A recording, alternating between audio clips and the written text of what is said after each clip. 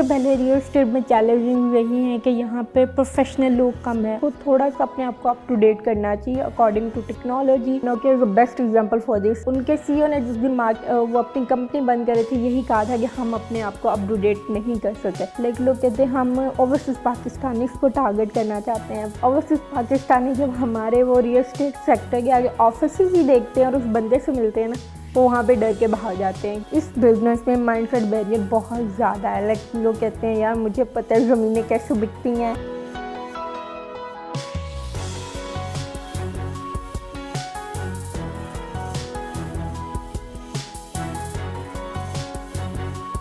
आउज़ बिल्लाहि मिनश शैतानिर रजीम बिस्मिल्लाहिर्रहमानिर रहीम अल्लाहुम्मा सल्लि व सल्लिम अला सय्यिदिना मुहम्मदिन व आलिहि बिक़द्रि हुस्निही व जमालिही व नूरिही व कमालिही। दोस्तों, अब तक की कोऑपरेशन और अब तक की अप्रिसिएशन का बहुत बहुत शुक्रिया। दोस्तों, रियल इस्टेट, जी हाँ, रियल इस्टेट आजकल एक बहुत ही बेहतरीन बिजनेस है। किस तरह से आप रियल इस्टेट बिजनेस में ग्रो कर सकते हैं, अपना लोहा मनवा सकते हैं। दोस्तों, इस पर्टिकुलर टॉपिक पे बात करने के लिए हमने दावत दी है one of the season professional Farusha को। Farusha is working as a consultant. ये एक ट्रेनर है, ये एक लाइफ कोच है। ये सीईओज़ को भी ट्रेन करती हैं, पर्टिकुलरली जो कि रियल इस्टेट बिजनेस में हैं। दोस्तों, आइए मिलते हैं फरूशा से और जानते हैं उनका expert opinion about this topic. Thank you very much Farusha for joining us today and I am super excited कि आज आप हमारे साथ हैं। Welcome on board. Thank you so much. Great. अच्छा फरूशा, जैसे कि हमारा टॉपिक है कि जो रियल इस्टेट जो बिज़नेस हैं उसके क्या क्या चैलेंजेस हैं, और माशाल्लाह आप ट्रेनिंग भी करवाती हैं और मैंने देखा है कि आप यूनिवर्सिटीज़ में भी जाती हैं और आप डिफरेंट सीईओज़ को भी गाइड करती हैं, एडवाइस करती हैं, पर्टिकुलरली रियल इस्टेट में। तो सबसे पहले हमें ये बताइएगा कि किस किस्म के जो चैलेंजेस हैं रियल इस्टेट बिजनेस में हैं और कैसा आपको स्टाफ है वहाँ मिलता है जिनको आप ट्रेन करती हैं। बेसिकली यहाँ पे सबसे पहले रियल एस्टेट में चैलेंजिंग रही है कि यहाँ पे प्रोफेशनल लोग कम है। ऑब्वियसली अगर मैं बैक 2 ईयर्स बैक जाऊँ तो ये प्रॉब्लम ज़्यादा थी, बट 2 to 3 ईयर्स हो चुके हैं कि लोग इस प्रॉब्लम को कवर अप करते जा रहे हैं बहुत ज़्यादा। तो बेसिक हम लोग जो स्टाफ से मिलते हैं उनकी सबसे बड़ी प्रॉब्लम ये होती है कि यहाँ पे एजुकेटेड लोग बहुत कम हैं, जिनकी वजह से उन्हें कम्युनिकेशन स्किल में बहुत ज़्यादा गैप होता है। ठीक है, वो अपने कस्टमर से सही तरीके से बात नहीं कर सकते। ठीक है, वो कस्टमर की डिमांड को आइडेंटिफाई नहीं कर पाते। ठीक है, जिसकी वजह से उनकी लीड्स जो आगे जनरेट नहीं हो सकती। हम बेसिकली इसी पे ही काम कर रहे हैं कि हम उनकी उस चीज़ पर ट्रेनिंग करें, पर्सनालिटी डेवलपमेंट पे ट्रेनिंग करें। बिकॉज ऑब्वियसली आई थिंक सो जब भी आप कहीं सेल के लिए जाते हैं, ख़ास तौर पे सबसे पहले आप खुद को मार्केट कर रहे होते हैं। वहाँ पे अगर आप खुद ही पर्सनालिटी नहीं होगी, डजंट मीन दैट कि आपकी फेस लुक कैसा, I think so personality is according to कि आपने जो चीज़ पहनी है वो आप पे सूट करी है या नहीं करी, वो आप प्रोफेशनलिज्म के अकॉर्डिंग पहन रहे हैं या नहीं पहने। हमारे यहाँ पे थोड़ा सा ट्रेंड ये भी है कि लाइक ये नहीं होता कि आई थिंक सो मेरे ख्याल से अगर आप सीईओ से मिलने जा रहे हैं तो उसके अकॉर्डिंग आपकी पर्सनालिटी डिफरेंट होती है, आप डिफरेंट तरीके से मिलने जाते हो। ठीक है, आप डॉक्यूमेंटेशन डिफरेंट होती है। जैसे अगर आप किसी कस्टमर से मिलने जा रहे हो तो वहाँ पर आपकी डॉक्यूमेंटेशन, आपकी पर्सनालिटी टोटल अकॉर्डिंग डिफरेंट होती है, आपका एटीट्यूड डिफरेंट होता है। सो इस चीज़ पर हम लोग थोड़ा काम करने की कोशिश कर रहे हैं और मेरी कंपनी जो है tech real estate training and development, ये भी इसी गैप को फुलफ़िल कर रही है। बिल्कुल सही। अच्छा, जिस तरह अभी आपने बताया कि आप ये कहती हैं कि अभी हमारे यहाँ रियल इस्टेट में जो लोग आ रहे हैं माशाल्लाह उनके पास पैसा तो काफ़ी ज़्यादा है और लेकिन थोड़ा सा एजुकेशन वाइज उस तरह से मतलब अप टू द मार्क नहीं है। What do you think that जो स्किल्स चाहिए एक मालिक को बिजनेस चलाने के लिए वो तो मौजूद है उसमें, तो उसको और किस तरह से इम्प्रूव कर सकता है वो? ऐसे उसमें स्किल्स ज़रूर होती हैं, एक बार हम उसको पॉलिश करने की कोशिश होती है कि जो स्किल्स उसके पास है वो उसको पॉलिश। एक तो सबसे पहली बात है कि उसको थोड़ा सा अपने आप को अप टू डेट करना चाहिए according to technology, according to society, according to system कि जो चल रहा है उसके अकॉर्डिंग। अगर यहाँ पे मैं एक एग्जांपल कोट करूँ, लाइक रियल एस्टेट से रिलेटेड नहीं, अगर एक कंपनी की एग्जांपल करूँ, maybe as you know Nokia ठीक है। Nokia is the best example for this. Like Nokia ने स्टार्टिंग पे आके बहुत ज़्यादा कैप्चर किया था मार्केट को, ठीक है। और उनके सीईओ ने जिस दिन वो अपनी कंपनी बंद करे थे, यही कहा था कि हम अपने आप को अप टू डेट नहीं कर सके। सो ऐसे ही सब कंपनीज के साथ है, हर इंडस्ट्री के साथ है कि जब तक आप अपने आप को अप टू डेट नहीं करते, आप मार्केट में सर्वाइव नहीं कर पाते।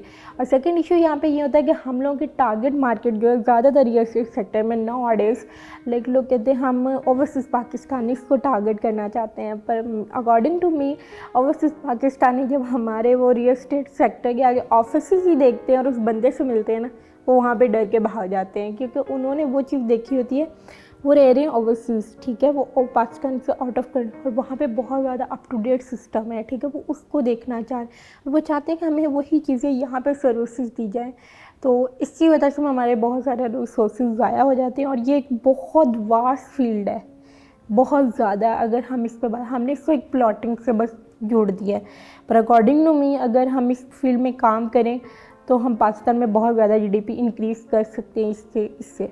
अच्छा, जब आप लोगों को ट्रेन करती हैं, इवन सीईओज को भी आप ट्रेन करती हैं, तो जाती हैं, तो अक्सर औक़ात समटाइम ये भी होता है, लोग कहते हैं यार कि हमें पता है, हमें ना बताएं, सानू पता है, मतलब डोंट टेल अस। हाँ, तो उस सिचुएशन को कैसे हैंडल करती हैं? अच्छा, बेसिकली मैं इसी चीज़ पे हम लोग काम करने की कोशिश कि माइंडसेट बैरियर जो है इस बिज़नेस में, माइंडसेट बैरियर बहुत ज़्यादा है। लाइक लोग कहते हैं यार मुझे पता है ज़मीनें कैसे बिकती हैं, मुझे पता है कैसे सौदे किए जाते हैं। बेसिकली उन्हें अप टू डेट होना चाहिए। हाँ ठीक है, ये चीज़ें पहले चलती थी, बट नाउ डेज ये चीज़ें काम नहीं करी, ठीक है, जिसकी वजह से उनके पास इतने रिसोर्सेज होने के बावजूद भी अपने रिसोर्सेज ज़ाया करते जा रहे हैं। हम उन्हें समझाने की कोशिश करते हैं। देखें, माइंडसेट चेंज करने की बात यह है कि हम उनके साथ बैठ के सर प्लीज़ आप हमारे साथ 2 मिनट 3 मिनट बैठें, हम आपको अपना सिचुएशन बताते हैं, हम आपको अपनी प्रोडक्ट बताते हैं, हम बताते हैं कि हम कैसे काम करें। तो देन बहुत सारे लोग उस चीज़ पे एग्री भी करें, बहुत सारे लोगों ने हमें अप्रिशिएट किया। नाउ डेज़ हमने पिछले दिनों कुछ डेज़ में लाहौर में 2 से 3 बहुत लीड रियल एस्टेट की कंपनीज हैं, वहाँ पे ट्रेनिंग करवाई। इस्लामाबाद में हमारी 3 से 4 ट्रेनिंग हुई हैं रिसेंटली कुछ दिनों। तो लोग समझने की कोशिश करें। नाउ डेज़ लोगों की ये डिमांड भी है कि लाइक हमें एजुकेटेड लोग चाहिए। बहुत सारी कंपनीज हमारे से ये चीज़ डिमांड भी करती हैं कि आप फ्रेश ग्रेजुएट्स को हमारी तरफ जो है वो कन्वर्ट करें, हमारी तरफ वो लोग आएँ। तो डिमांड अब बढ़ती जा रही है, लोग चेंज होते जा रहे हैं। बिल्कुल। आप अभी एज ए ट्रेनिंग कंसल्टेंट भी काम करें रियल एस्टेट वालों के साथ, मैंने भी देखा है, मैं भी कुछ लोगों के साथ अटैच रहा हूँ, इदारों के साथ। रिटेंशन का बड़ा इश्यूज़ है, लोग बड़ी जल्दी छोड़ के जाते हैं। मतलब लोग आते हैं, इन होते हैं, आउट होते हैं। वो कहते हैं कि the main issue is that कि कोई बंदा ना हमसे अच्छे तरीके से बात नहीं करता, सख्ती की जाती है। I am talking about the real estate. Would you think that कि वाकई ऐसा है या बस खाली एक मिथ बनी हुई है? नहीं सर, अगर यहाँ पे एम्प्लॉय की बात करूँ तो मे बी समहाउ है, बट ये है कि अब वो अगर मैं 100 में से 20% कहूँ तो समहाउ है, ठीक है, माइंडसेट ये चीज़ है। बट बहुत सारे लोग अब इस चीज़ को समझते जा रहे हैं कि देखिए कंपनी की ग्रोथ तब होती है जब आपका एम्प्लॉय खुश है, ठीक है, आपका एम्प्लॉय खुश है, ऑब्वियसली आपका कस्टमर खुश होगा, ठीक है, और तभी आपका एम्प्लॉय जो एक अच्छी कस्टमर सर्विसेज दे। यहाँ पे एक बैड मसला यहाँ आता है कि जब एक सीईओ और एक एम्प्लॉय में कम्युनिकेशन गैप होता है, ठीक है, वो अपने प्रॉब्लम्स सही तरीके से उन्हें बता नहीं सकते और एक रूड लैंग्वेज में बात की जाती है। तो वो जब आप ये चीज़ें कस्टमर सर्विसेज पे काम नहीं कर रहे, आप अपने एम्प्लॉय के साथ अपना रिलेशनशिप बिल्ड नहीं कर रहे। बेसिकली रियल एस्टेट में रिलेशनशिप बिल्ड करना बहुत ज़रूरी है, क्योंकि हमारे यहाँ पर सेल जो है ना वो की फैक्टर है, ठीक है। अगर हम इस इंडस्ट्री की बात, वैसे तो ऑब्वियसली हर इंडस्ट्री की यही बात है, तो अगर हमारा सीईओ का और वो एम्प्लॉयज़ का एक रिलेशनशिप बिल्ड नहीं होगा तो वही लीडरशिप रोल जो है वो आगे नहीं जाएगा।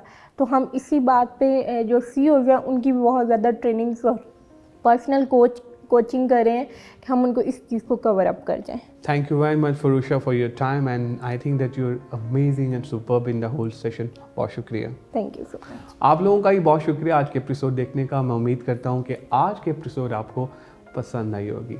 फरूशा हमारे साथ थी। फरूशा ने हमें बताया कि रियल एस्टेट बिजनेस में किस किस्म की चैलेंजेस का सामना करना पड़ता है, वहाँ क्या इश्यूज़ हैं और कौन कौन सी ट्रेनिंग्स जो हैं वो वहाँ करवानी चाहिए। फरूशा ने हमें ये भी बताया कि it is all about mindset. जी हाँ, ये मसला माइंडसेट का है।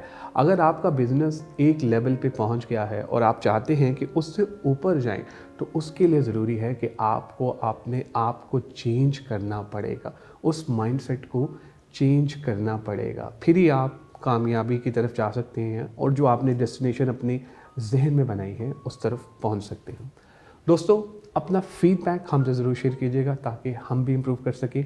दुआओं में याद रखिएगा। इंशाल्लाह अनकरीब एक नई टॉपिक, नई गेस्ट के साथ आपकी खिदमत में दोबारा हाजिर होऊंगा। Take care, bye bye.